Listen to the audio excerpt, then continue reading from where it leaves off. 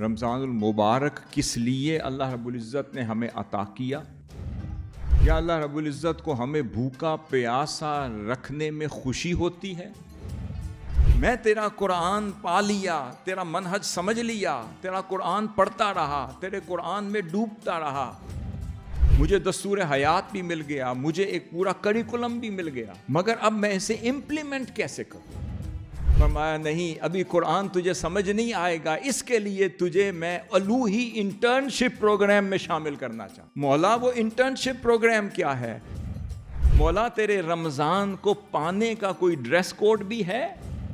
قرآن کا رمضان سے، رمضان کا صیام سے تعلق کیا ہے؟